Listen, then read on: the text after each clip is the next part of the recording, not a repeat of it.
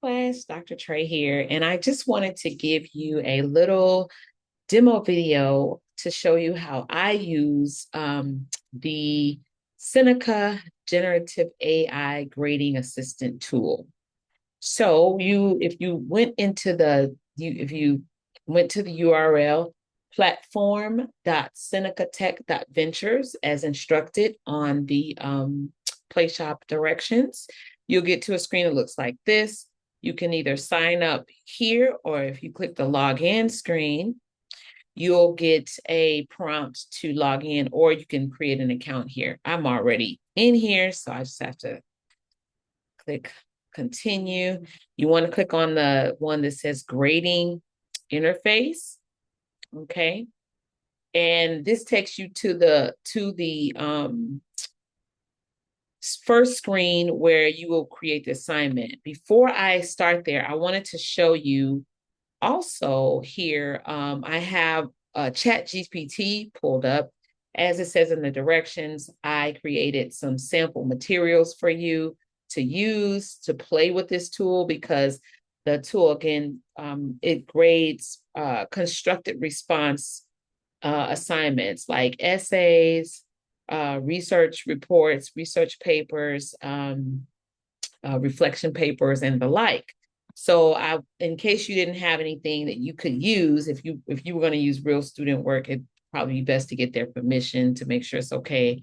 Because, the tool is, there's, I've talked to the vendor extensively about data protection and FERPA and things like that. But it's still, I would say get people's permission before you use someone else's work. However, if you don't have to do that if you want to just let Chat GPT create something for you. So I created a prompt, an essay prompt. Write an undergraduate level essay in paragraph form that compares and contrasts the major assertions of cognitive theory and behavioral theory using examples and citing published works on each theory. Something I just threw together quickly. And then it gave me this essay, and I saved that. And then I also found a rubric from, I think it was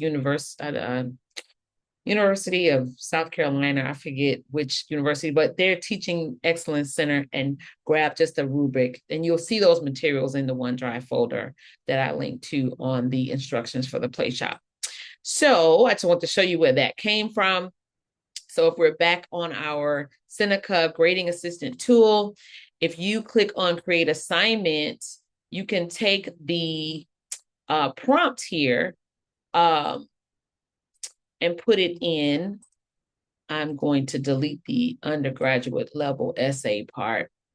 Just say, write an essay in paragraph form that compares and contrasts the major assertions of cognitive theory and behavioral theory using examples and citing published works on each theory. And I'm going to rename this. I've done this a few times, so I'm just going to call it Psych 102 Essay 4. Okay. Question number 1, maximum score. I believe my rubric has a maximum, I'm going to say it's 30. That might be wrong. I can't remember, but it's okay, because this is just a demo anyway, but normally the points should match whatever's on the rubric, okay? So in order to put the rubric in, I'm going to go ahead and open that up to essay rubric here. And you can copy and paste the rubric in. I'm going to try that, because normally I upload the rubric as using the little matrix thing, but this time I'm just going to see if I can copy and paste it in. Okay, so yeah, so I was able to just copy from the document and put it in like this. We'll see what that gives us. And this section right here, you can include optional materials, such as like if you have textbook files or other written documents that will help train the AI for what you're looking for. And it helps the AI to give you more accurate and feedback and scoring that is more aligned to your what your assignment requires. So could generate assignments. And so it's busy doing that. I'm just going to pause my recording really quickly and let it finish, and then I'll come back.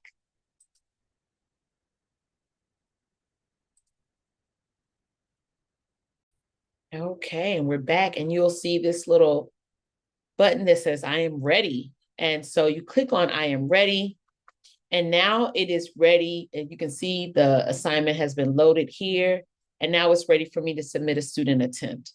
So I'll click on this, and this has two options because students can submit their own attempts to do self-assessment with this tool. But for us, we're going to use this as like an instructor where we will submit our students' attempts. And so click on upload, and you can select more than one file at a time. I'm going to see if I can grab that file sample essay here. But we just have the one for our purposes. And then we click submit. And so once it says successfully admitted, you might not have realized it, but this opened in a new window. You can close that window and then refresh your screen here, going back to your original screen. And then you should see the student attempt here and the rubric in here. Okay. And so you can select that attempt, and then you can hit grade. And what happens is it goes through and gives you a grading decision based on what you have put in the rubric. It goes through the points and gives those points, assigns those points out. And this gives like the grading decision. But you can also look at feedback to the student, okay? So this says the student's response, demonstrates strong understanding, blah, blah, blah. This is, to me, I would like this to be, now I'm going to demonstrate how to train it. So I would like this to be a little more conversational. I would like it to sound like a person talking to the student, right? So if I click on adjust feedback and I say, write feedback more conversationally, right? And then I can click that little save button right there. And now it's going to recreate the feedback based on what I told it. Now, you remember what we saw. I'm going to just refresh that real quickly. Sometimes when you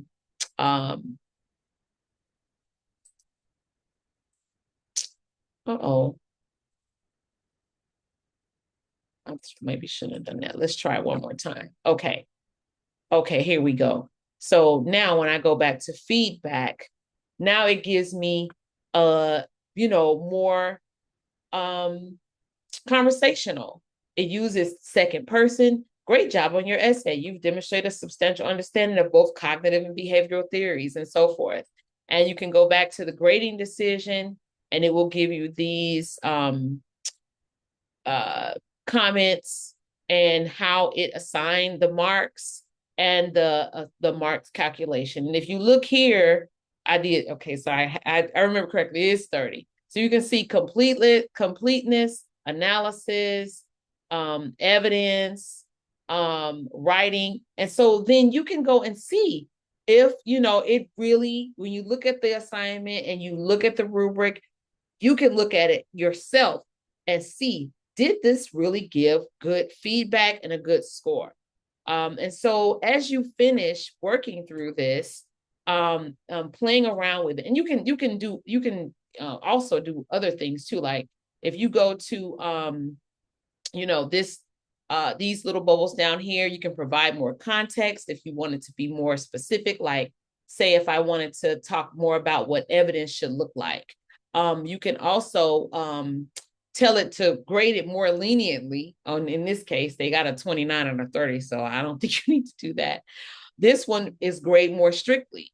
And then this one is ideal grading. So this little panel right here is basically giving you a chance to tell the AI, is giving feedback on the feedback, basically, and feedback on the grading that it did. So this is another way of training the AI as well. And you can write this, you can generate a PDF with this as also. If we go to this, it gives even more things you can do here, where you can look at the student assignment. You can generate suggestions, like here when you click on generate. So this is gonna have the targeted feedback to give to the teacher, to what the basically telling the teacher what the teacher should do to help the student improve. So it kind of helps you as the teacher. That's the goal. Like it helps you with your ideas too. So about what you can help, how you can help the student. Then if you needed to, let's just say you wanted the student to do a follow-up assignment to address the parts of the assignment that they didn't do well in, you can ask it to generate a revision assignment that is personalized to that particular student based on what they struggled with. So now this is the question it came up with. Provide a detailed example of how cognitive theory can be applied in the therapeutic setting to address anxiety. Cite at least one published work to support your explanation. And it's like you as the person using this, as the instructor or the grader, if you were just doing grading as a TA, you would be the one to decide if this is working. Is this giving you what you need it to for the students? And then it tells you, how to assign it. How to assess it in general, and then other examples as well. So it just gives you a lot of different possibilities and then the reason why this question would be one that it might help the student with, that would help the student with their improvements. So that's the tool. And I know this is a long video. I apologize, but it's so much to talk about here. I really want to know what you think. And please write in your little reflection. Keep it to 500 words. Also add in there, if it's okay, to share your reflection with the developer. He would love to know what you guys think of it and what might be better for improvement and so forth and so on. So thanks for watching. Have fun exploring, and feel free to chat with me about your experience out even above and beyond. If you have more to say and you want to just make an additional little video with your post, go right ahead and do that. I would love to see those. Thanks for watching. Have fun.